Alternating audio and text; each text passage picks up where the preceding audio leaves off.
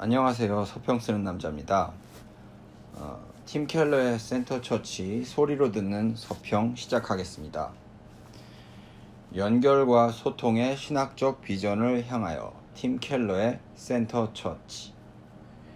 팀 켈러의 센터 처치는 교리적 전통과 문화적 상황, 그리고 그 상황에 적응하면서 탄생한 사역의 다양한 프로그램들의 역동적 교류 속에서 탄생하는 신학적 비전이 목회 사역과 그리스도인의 삶에서 얼마나 근본적으로 중요한지를 잘 역설하는 책입니다. 켈러가 책 초반부에서 계속해서 강조하듯이 이 책은 켈러가 나와 나의 사역 프로그램 그리고 내 사역 방법론을 모방하라고 말하는 책이 아닙니다. 이 책의 서론을 읽어보신 분들은 아시겠지만 켈러가 이 책을 쓰면서 가지고 있던 근본적인 고민은 기독교와 목회 관련 서적들의 양분화였습니다. 한쪽에서는 전통과 교리를 강조하지만 목회자들이 처한 사역 현실에는 그다지 관심이 없는 책들이 계속해서 쏟아져 나오는 반면, 또 다른 한쪽에서는 목회를 어떻게 하면 성공할까에 대한 팁을 제공하고 프로그램에 대한 아이디어를 제공하는 책이 홍수를 이룬다는 것이었습니다. 이 두 흐름의 주된 문제점은 각각이 서로 다른 쪽에 대해서 별 관심이 없다는 것입니다. 교리와 신학적 전통이 실제 목회 현실에 별 도움이 되지 않는다면 도대체 그런 교리나 신학적 전통이 존재해야 할 까닭은 무엇일까요? 반대로 사역 프로그램에 관한 아이디어들의 근원적인 원천이 신학이나 교리가 아니라 경영이나 사회과학적인 것들이라면 그런 사역을 과연 정말 기독교 사역이라고 볼 수 있을까요? 센터 처치는 이 두 가지 질문을 모두 담아내기 위한 답으로 신학적 비전을 제시하고 그 비전을 세워가는 사역을 하는 것이 어떤 사역이든지 간에 가장 근본적이며 또 가장 근본적이 되어야 한다는 주문을 하는 책입니다. 이 책은 영어 원본으로는 400쪽, 한국어로는 장장 800쪽에 달하는 켈러의 30년 사역의 통찰을 집대성한 책이기에 일반적인 서평에서 하듯이 책의 요약을 간단히 하는 것은 현실적으로는 불가능합니다. 그래서 대신 이 서평에서는 켈러가 바라보는 신학적 비전에 대한 이해를 간단히 정리하고 켈러의 신학적 비전을 엮어내는 날줄과 시줄의 역할을 하는 그의 신학적 방법론의 요소들에 대해서 다룬 이후에 마지막으로 켈러의 신학적 비전이 가진 잠재적 약점에 대해서 짧게 설명하려고 합니다. 첫 번째, 신학적 비전이란? 켈러에게 있어서 신학적 비전이란 처음부터 끝까지 성육신적입니다. 왜냐하면 영원하시고 불변하시는 하나님을 특정한 시대적, 역사적 상황 속에서 제대로 드러내는 작업은 항상 예수 그리스도의 성육신하심에 기초하고 있기 때문입니다. 이 책의 제목이 센터 처치인 까닭 중 하나는 또한 그러한 중간자적인 작업을 하는 것, 즉 그리스도의 몸으로 역할하는 것을 켈러가 자신의 신학적 비전으로 삼고 있기 때문입니다. 어떻게 보면 이런 얘기는 웬만큼 신학을 공부한 사람이라면 다 할 수 있는 얘기일 수도 있습니다. 그렇기에 여기까지 말하고 그친다면 사실 이 책에서 별로 기대할 것이 없을 겁니다. 다행스럽게도 켈러는 자신의 센터 처치 신학적 비전을 더 교리적으로 적합하게 그리고 더 현실의 종합성을 가질 수 있게 설명해 나갑니다.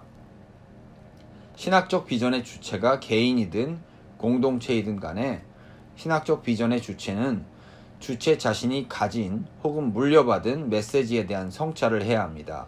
이것이 바로 복음축입니다. 뿐만 아니라 그러한 메시지를 전해야 하는 시대적이고 문화적인 상황에 대한 성찰도 해야 합니다. 이것이 바로 도시축입니다.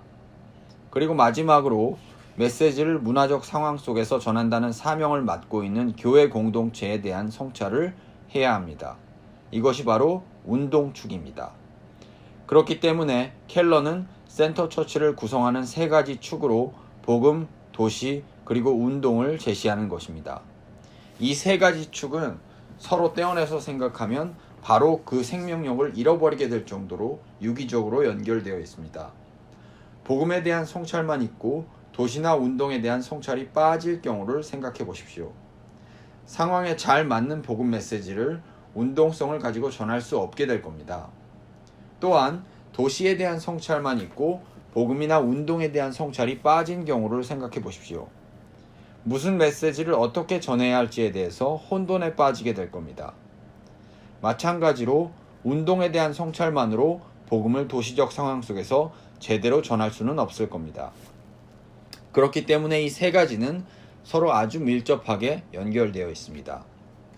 또한 켈러가 자신의 신학적 비전을 센터 처치라고 부르는 까닭에는 이 각각의 축들, 복음, 도시, 운동이라는 이 세 가지 축들 또한 중심적인 위치에 존재하고 있기 때문입니다.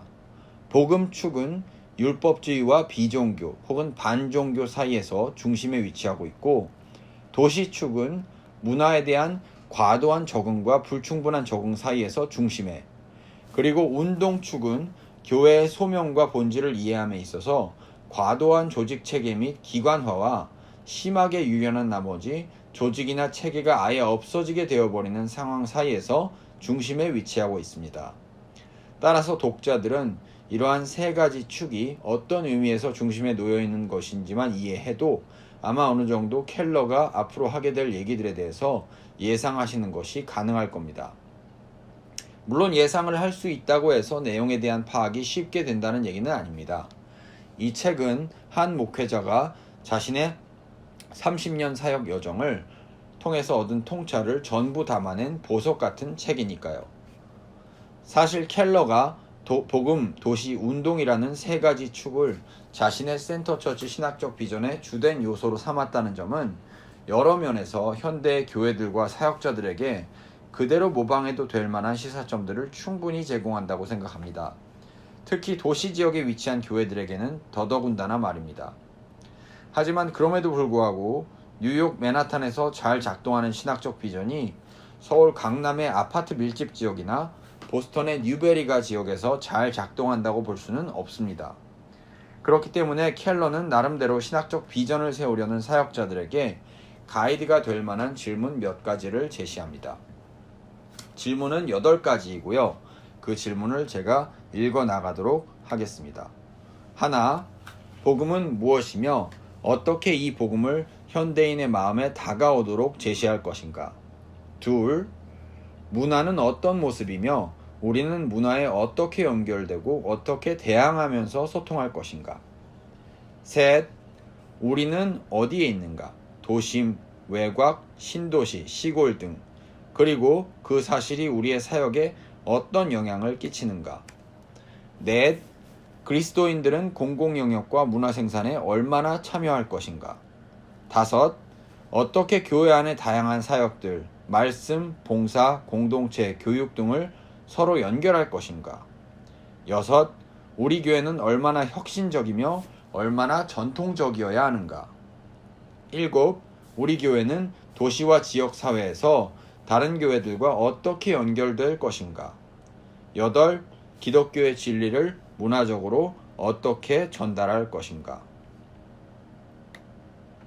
종합해보면 켈러의 센터 처치는 이 질문들에 대한 켈러 나름의 대답이자 켈러의 대답을 표본 삼아서 독자들 또한 이 질문들에 대한 나름의 적실한 대답을 할 수 있어야 한다는 요청인 것입니다. 혹시 눈치채신 분들이 계실지도 모르지만 켈러가 신학적 비전을 찾아가는 가이드가 되어주는 이런 질문들을 던질 때 반복적으로 사용하는 단어들이 있는데요. 흥미로운 것은 이 단어들은 이 책의 운동 부분 중 7장에서 팀 켈러 사역의 실제적인 사역의 접점을 설명할 때 또다시 등장한다는 것입니다. 그 단어는 바로 연결입니다. 또한 그런 맥락에서 소통이라는 단어도 굉장히 중요합니다. 저는 7월에 하게 될 팀 켈러의 신학적 비전에 관한 강의에서 켈러의 신학적 비전의 중심에는 연결과 소통이라는 주제가 있다는 저의 해석을 설득력 있게 제시하려고 합니다.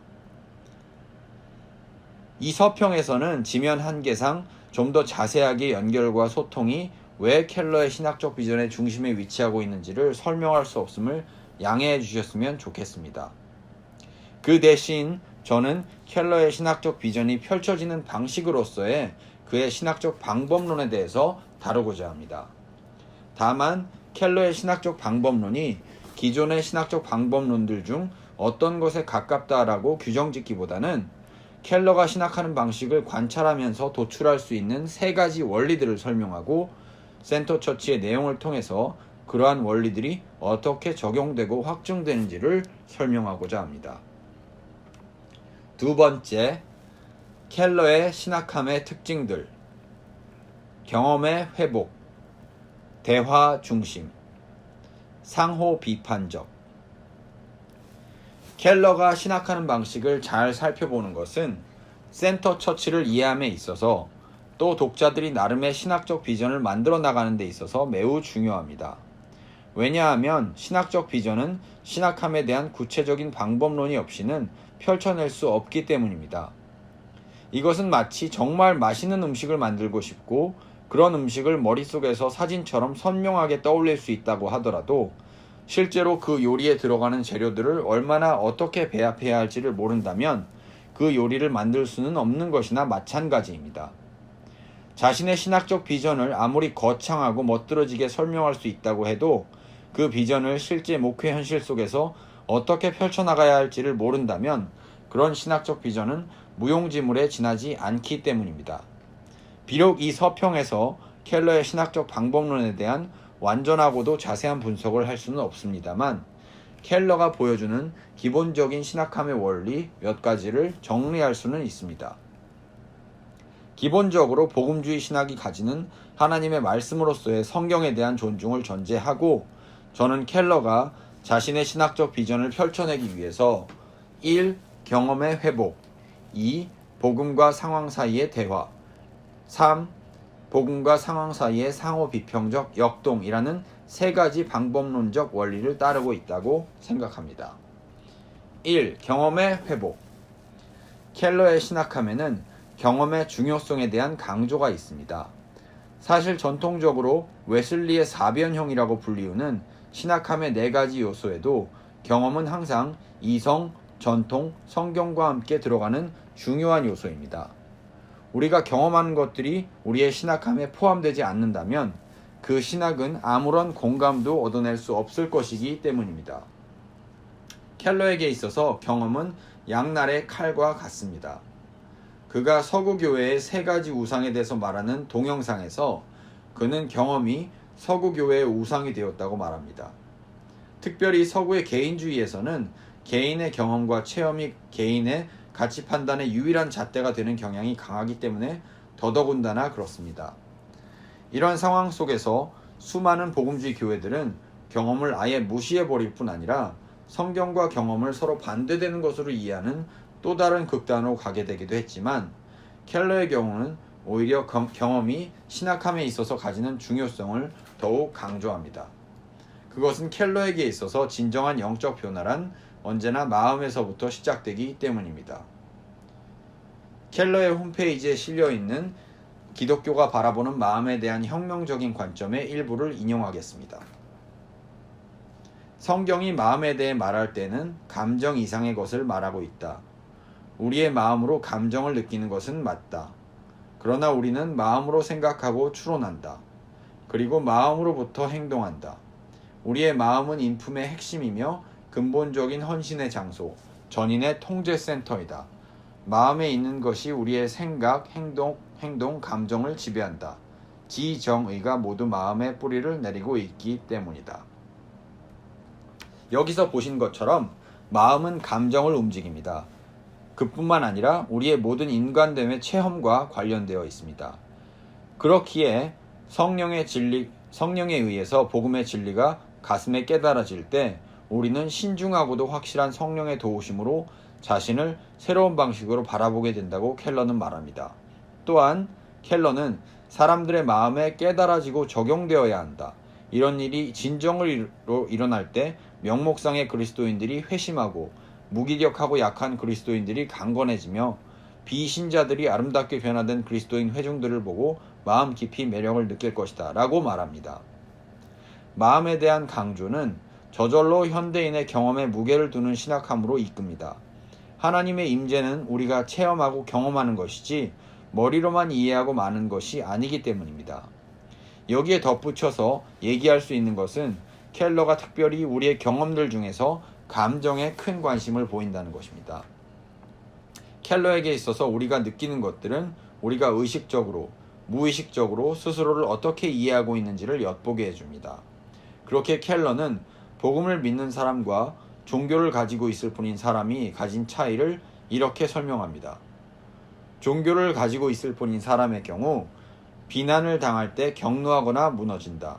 왜냐하면 좋은 사람으로서의 자아상은 나에게 굉장히 중요한 것이기 때문이다.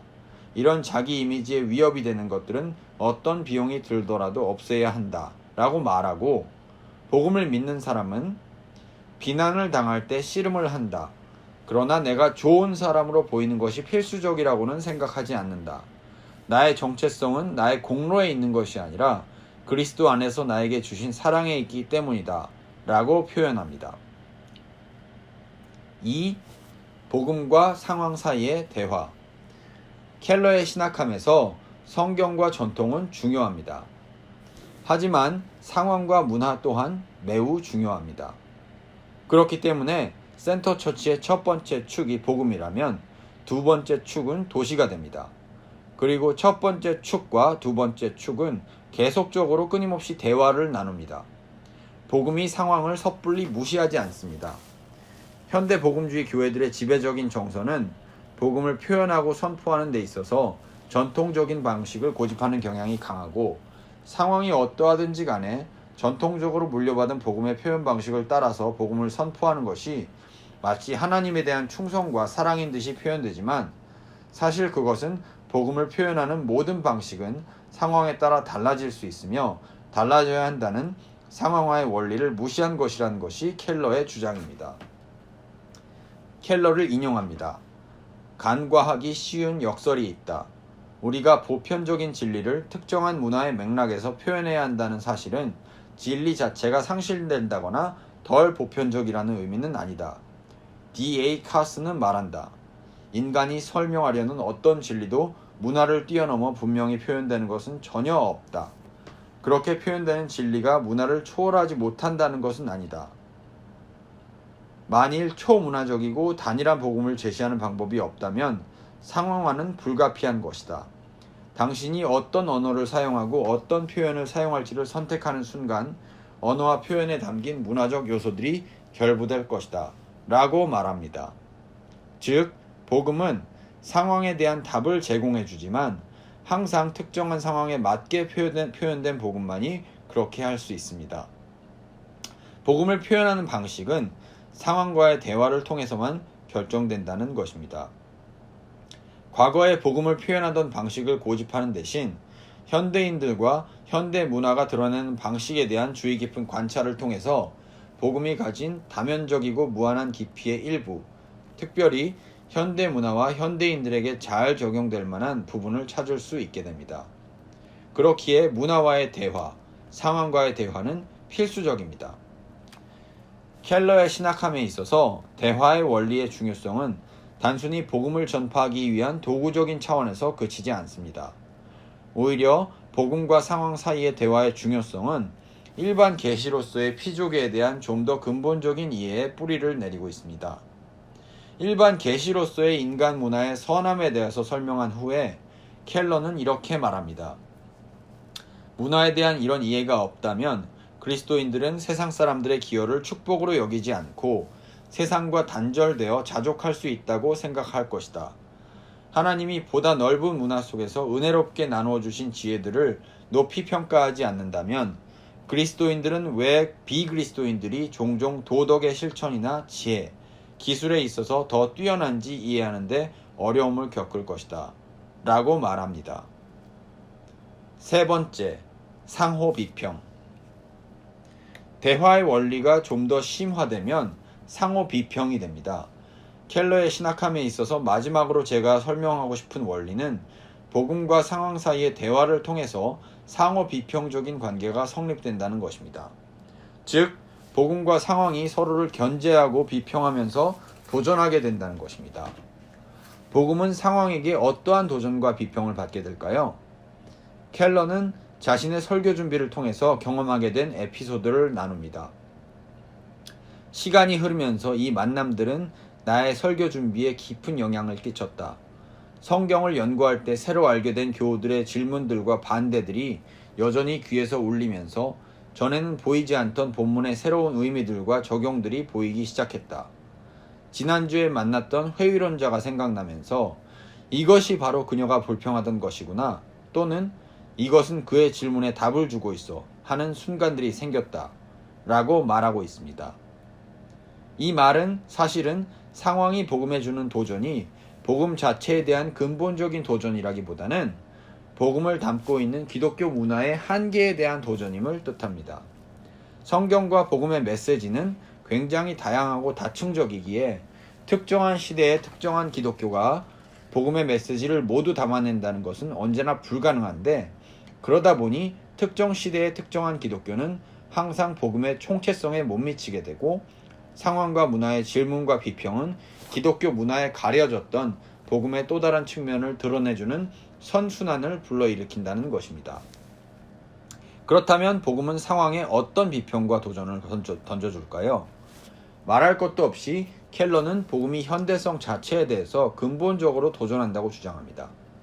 켈러는 현대성의 한계를 지적하는 대표적인 인문학자들, 사회과학자들, 특별히 알래스티어 맥킨타이어나 찰스 테일러, 로버트 벨라, 어네스트 베커 같은 학자들을 인용합니다. 그리고 그들의 저서를 통해서 드러난 현대성의 한계를 복음 메시지가 어떻게 보완해 줄 수 있는지에 대해서 논증합니다. 그가 뉴욕의 맨하탄이라는 지역에서 사역을 하다 보니 현대성이 총체적으로 집약되어 있는 문화에 일상적으로 노출되어 있을 뿐 아니라 계속해서 그 문화와 대화를 하면서 그 문화의 언어와 정서, 습관에 익숙해져 있기에 켈러의 도전은 아마 더 설득력이 있는 것 같습니다. 종합하면 복음은 상황의 도전을 통해서만 온전한 복음으로 드러날 수 있으며, 상황은 복음의 도전을 통해서만 스스로가 처한 한계와 모순을 보게 된다는 것입니다. 켈러는 이러한 자신의 신학적 방법론을 영향력 있는 선교사이자 선교학자인 레슬리 뉴비긴에게서 빌려온 선교적 대면이라는 말로 표현합니다. 여기에 대해서는 7월에 하게 될 강의에서 더욱 자세하게 다루게 될 것입니다. 세 번째, 켈러의 센터처치 신학적 비전의 한계. 마지막으로 켈러의 센터처치 신학적 비전의 한계에 대해서 아주 간단하게 한 문단 정도로만 언급하고 마치려고 합니다. 일단 켈러의 센터처치 신학적 비전은 그다지 비판할 부분을 찾기 어려울 정도로 꽤나 정합성이 있고 통합적입니다. 다만 그의 신학적 비전을 찾기 위한 질문들에 주로 등장하는 단어가 연결과 소통이라는 점을 고려할 때, 그리고 그가 센터처치 7부 통합적 사역에서 사역의 목표로 주로 사용하는 단어들 또한 연결과 소통이라는 점에 비추어 볼 때, 연결과 소통을 막는 죄의 영향력에 대한 관심이 지나치게 부족한 것이 켈러 센터처치 신학적 비전의 한 가지 한계가 아닐까 합니다. 연결과 소통을 막는 요소는 사회과학자들의 연구에 의하면 수치심입니다. 켈러가 비록 센터처치에서 수치심에 대해서 언급하기는 하지만 수치심이 그의 죄론에 본격적으로 포함되어 있지 않고, 따라서 속죄론과 칭의론에서도 수치심을 충분히 중요한 요소로 다루고 있지 않다는 것은 켈러 신학적 비전의 미세한 균열이 상당히 큰 균열로 발전할 가능성이 있음을 의미한다고 생각합니다. 이 부분 또한 제 강의에서 제가 다룰 주된 부분이 될 것이기에 7월에서 하게 될 강의로 찾아뵙도록 하겠습니다. 읽어주셔서 감사드립니다. 지금까지 서평 쓰는 남자였습니다.